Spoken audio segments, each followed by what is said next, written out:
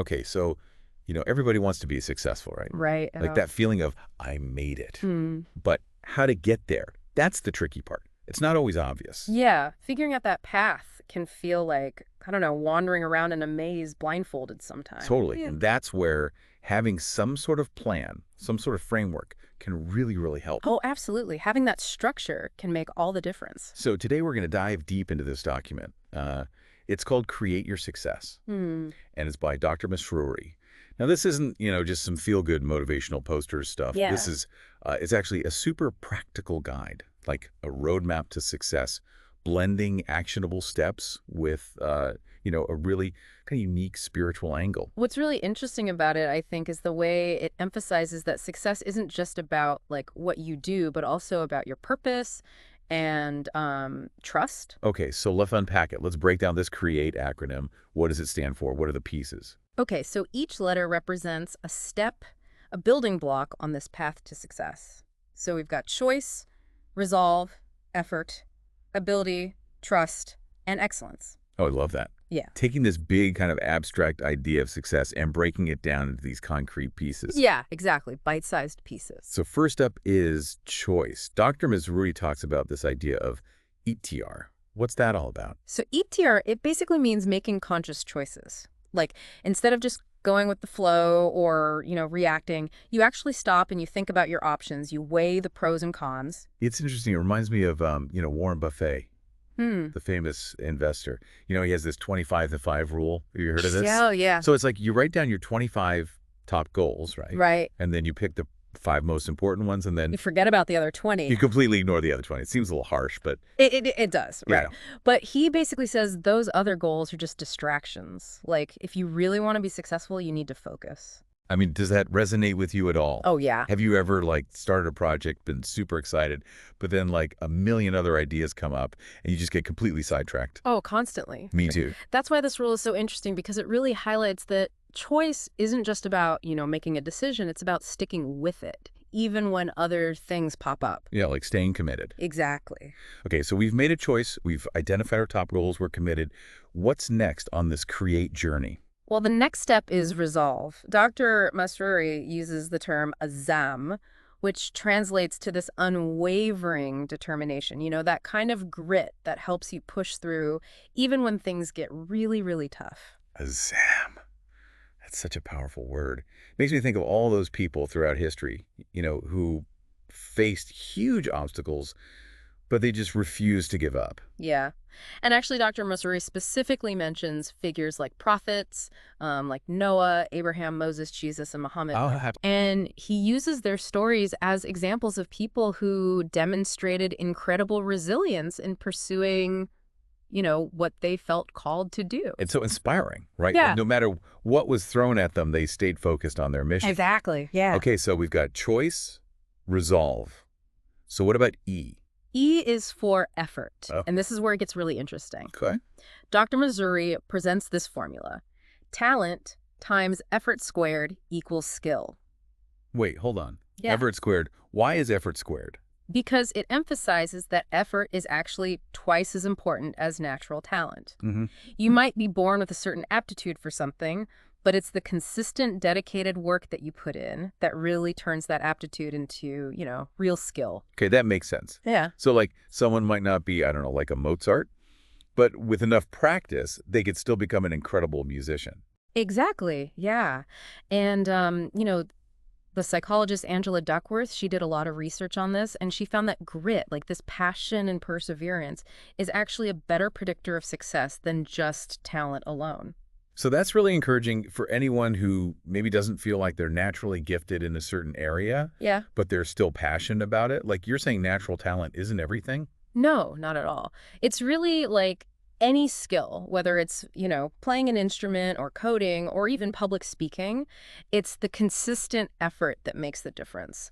And this makes me think of Howard Gardner's theory of multiple intelligences. Oh, yeah. The idea that, like, there's not just one way to be smart, right? Okay. Exactly. You could have, amazing spatial reasoning or, incredible interpersonal skills. All of these are forms of intelligence. So if you're not like a math whiz, there are other areas where you might naturally excel. Yeah, like, don't stress if you don't have it all, right? Exactly. Okay, choice, resolve, effort. What's A in create? So A is for ability. And this links back to that idea of talent, that kind of natural potential that we're born with. But Dr. Masruri emphasizes that it's just the starting point. So it's like we all have this toolbox full of potential, but it's up to us to pick up the tools and actually use them. That's a great way to put it. Ability without action, it's kind of like having, a fancy sports car parked in the garage. You have to actually get in and drive it to see what it can do. I love that analogy. You have to take that potential for a spin and really push it to its limits. Mhm. Okay, so we're keeping this create momentum going. What's next? Okay, so the T is for trust. And this one might seem a little unexpected in a framework about achieving success. Dr. Masruri specifically talks about this concept of tawakkul. Okay, tawakkul. That's a new one for me. What does that mean? Tawakkul is about trusting in a higher power, like acknowledging that despite all our planning and our efforts, some things are just outside of our control. So it's about recognizing that we don't have to carry the weight of the world on our shoulders. Like Right. we can kind of release that burden, release that pressure, and just have faith that things will work out. Yeah. It's not about giving up or not putting in the effort. It's about recognizing that there's a bigger picture, a greater plan at play, and it frees us to focus on what we can control, like our actions and our attitudes. That makes sense. Has that ever happened to you, like where you've put in all this work and made all these plans, and then, things just don't go the way you expected? Oh, yeah, countless times, and it can be super frustrating. But tawakkul helps us shift our perspective. Like maybe that unexpected detour, maybe it's not a failure, maybe it's an opportunity. Yeah, like maybe it's an opportunity to learn something or grow or Mm. discover a better path. So Exactly. it's like trusting that the universe has your back, even when you can't see the whole picture. Okay, so we've got choice, resolve, effort, ability, and trust. On to the final element. What does the E in create stand for? So the E is for excellence. But it's not just about, like hitting a target or getting a good grade. Dr. Masuri connects it to this idea of Isan. Isan. Okay, another new word. What's his son all about? Isan is about striving to do your absolute best in everything you do, not just for the sake of, achieving something, but as an act of like devotion to a higher purpose. Wow. So it's about the why behind your actions, not just the what. Exactly. And in Islamic teachings, Ihsan is beautifully defined as to worship Allah as if you see him, and if you cannot achieve the state of devotion, then know that he sees you. That's really beautiful. And even for people who aren't Muslim, I think it speaks to a universal truth about like bringing your best self to everything you do, every task, every interaction. Yeah. So how does Isan translate to, let's say, work life? Okay, so in the workplace, Ihsan might mean like paying attention to detail, producing high quality work, always striving to improve. But it's also about the way you work. Like, are you honest? Do you treat your colleagues fairly? Do you create a supportive environment? So it's not just about like climbing the corporate ladder, but about how you climb that ladder. Right. Okay, well, that covers the entire create framework. Yeah. It's been quite a journey. From making those intentional choices to cultivating unwavering resolve, putting in the effort, harnessing our unique abilities, trusting in something bigger than ourselves, and now this striving for excellence in everything we do. Mm-hmm. What stands out to you as the most important takeaway so far? I think what's really fascinating to me is how all these different elements, like the choice, resolve, effort, ability, trust, and excellence, they're all connected. It's not enough to just have talent or to just put in the effort. You need that clear vision, that unwavering resolve, and that deep sense of trust to really, really excel. It's like they're all ingredients in a recipe, and you need each one to create that perfectly balanced, delicious, successful final product. Right. And I think it also highlights that this recipe isn't just about like hitting a target or achieving a goal. It's about like living your life with purpose and trying to make a positive impact. Yeah, I love that. And it makes me wonder, how can we as individuals incorporate that spirit of Isan into our daily lives? Not just in our work, but in everything we do. It's an interesting question, and it's definitely something we can explore further in the next part of our deep dive. But I think for now, it's important for everyone listening to think about their own definition of success. Is it just about those achievements, or is there something deeper, something more meaningful that drives you? That is a great question to ponder. And on that note, we're going to wrap up part one of our deep dive into Create Your Success. Mm. We've covered a lot, but there's still so much more to unpack. Welcome back to our deep dive into Create Your Success. That ISON concept we were talking about has really been on my mind, makes me think differently about my own work. Yeah, it is. It's amazing how a single word can be so thought-provoking, right? Like, Hmm, it pushes you to really think about not just what you're doing, but the why behind it. absolutely. And speaking of ISON, Dr. Masruri actually points out that it's not just about, individual excellence. It also impacts the whole work environment. Right. Like, he really emphasizes that treating your colleagues with compassion and fairness, those are also part of Isan. It's like recognizing that we're all connected and that how we treat each other really influences the whole atmosphere of a workplace. Oh, I've definitely seen that firsthand. Yeah. I used to work at a place where everyone was so competitive, like always trying to get ahead, even if it meant like stepping on other people. It was exhausting. I can imagine. It's amazing how a negative environment can just drain your energy. But on the flip side, when you have a workplace where people are collaborative, where there's integrity, people are supportive of each other, it's like it creates this amazing energy. Yeah, it's like everyone's rowing the boat together and it just moves so much faster that way. Exactly. So how do we actually create this Isan culture? Like, how do we make that happen? Dr. Mazuri has some ideas, right? He does. Yeah, he does. And he suggests starting with, leading by example. So if you're in the position of leadership, embodying those Isan principles in your own actions, Mm. that speaks volumes, doesn't it? It does. That's like being honest and communicating clearly, recognizing and appreciating what other people contribute, giving constructive feedback, and creating opportunities for people to grow and learn new things. Right. It's about setting the tone, Right. showing your team that success isn't just about, your achievements, but about working together. It's interesting because it goes back to tawakkul, right? That idea of trusting in something greater than ourselves, acknowledging that we don't have control over everything. When we let go of that need to control, it actually creates space for others to shine, to bring their own talents and ideas. So it's about building a team where everyone feels valued and respected and like empowered to do their best. Exactly. And that's where real innovation comes from. When people feel safe to take risks, to share their ideas without worrying about being judged, that's when the magic happens. It's amazing to me how these concepts, like tawakkul and isan, they seem kind of abstract, but they really can have such a tangible effect on the real world, on our relationships, on our work. It all ties together. It really does. It's a good reminder that success isn't just about, getting to the top of the ladder. It's about, what you build along the way. And that brings us to another point that Dr. Masruri makes, this idea of balancing effort with surrender. Hmm. Yeah, we talked about tawakkul, that trust in a higher power. But how do we actually like live that out in our daily lives?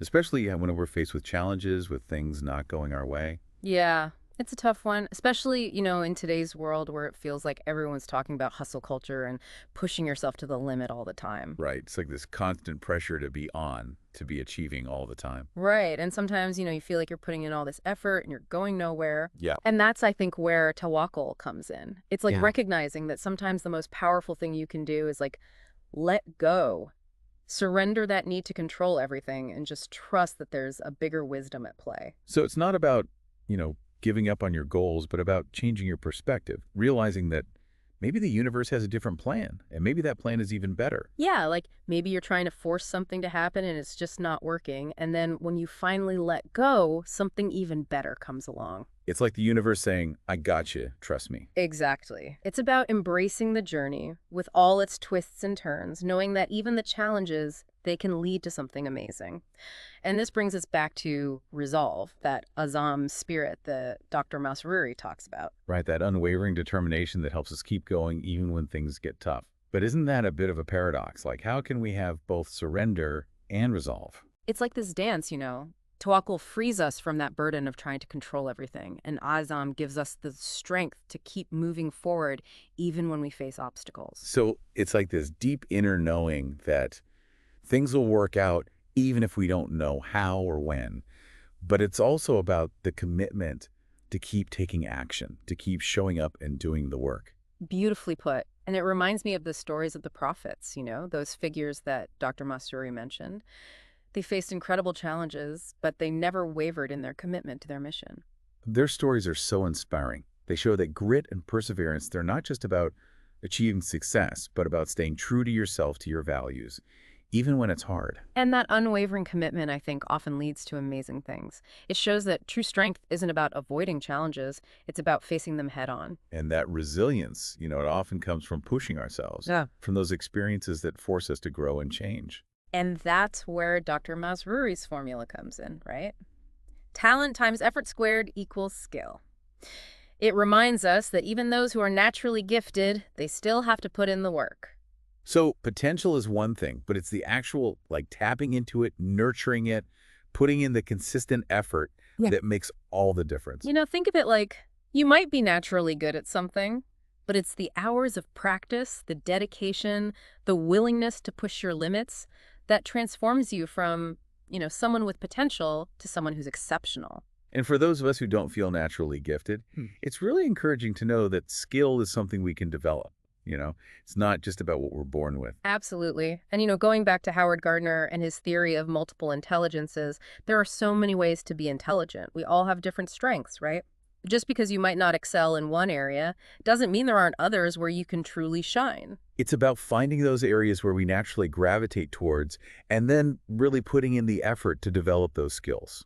And you never know, those hidden talents might be in places you least expect. Trying new things, that's how you discover them. It's like having that curiosity, that willingness to experiment without that fear of failure holding you back. Exactly.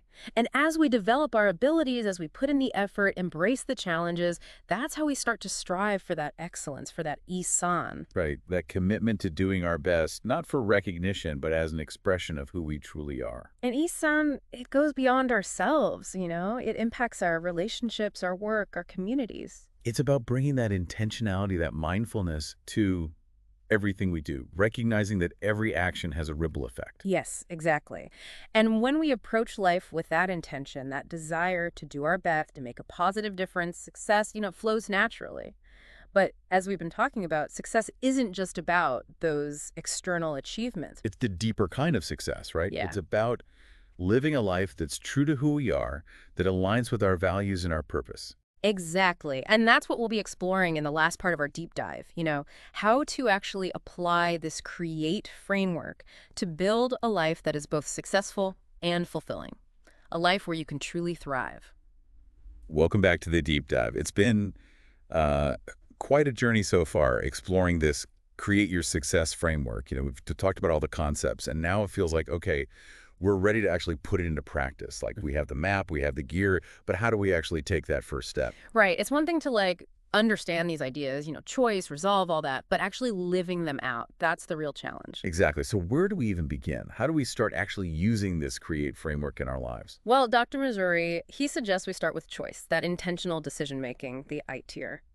It's about being mindful of the choices we make, even the small ones. So instead of just reacting, going through life on autopilot, we pause and we ask ourselves, okay, does this choice actually align with what I want, with my values, with my goals? Exactly. And this applies to big decisions, of course, like, changing careers or something, but also to the little things we do every day, like how we spend our time, what we read, even what we eat. It all adds up. It's like that saying, a journey of 1,000 miles begins with a single step, right? Every choice we make, it's like taking another step. And sometimes those choices, they can be really hard. What happens when we're faced with something that feels totally out of our control? That's where tawakkul comes in. Right, that trust in a higher power, that surrender. But doesn't that kind of contradict the idea of making choices? Like, if we're surrendering, aren't we just letting life happen to us? It's not about being passive. It's more about recognizing that we can't control everything. We can plan, we can work hard, but sometimes things just happen, and that's okay. So it's like we're the captain of the ship, we're setting the course, but sometimes a storm comes along. Yeah, and you got to adjust. You got to adjust the sails. Tawakkul is about surrendering to that, trusting that even if we get blown off course a little, there's a reason for it. It takes a lot of faith, though, doesn't it? Faith in ourselves, in the process, in something bigger. It does. But that faith, that trust, it can be so powerful, especially when things get tough. Hmm. It gives you the strength to keep going. And that brings us to resolve. That azam that Dr. Masruri talks about, that unwavering determination. He talks about those amazing people from history, like the prophets, who faced such incredible challenges but never gave up. It's true. Their stories are so inspiring. They show that resilience isn't about never facing difficulty. It's about facing it head on. And that brings us back to that formula, right? Talent times effort squared equals skill. Yes. Like even natural talent needs to be nurtured. It needs evidence. Absolutely. And for people who don't feel naturally gifted, it's a good reminder that skill is something you can build. It's not just about what you're born with. Okay, so we've got the choice, the trust, the resolve, the effort. But what about our natural ability? Where does that fit in? Dr. Masruri reminds us that talent, it's a gift, but it's really just a starting point. Think of it like a seed. It needs the right conditions to grow. So it's our job to create those conditions. Exactly. To provide the nourishment, the support, the practice that helps those seeds to It blossom. makes me think of those kids who are just like naturally good at sports or music. Right. But even they need to practice. Without that dedication, that talent won't take them all the way.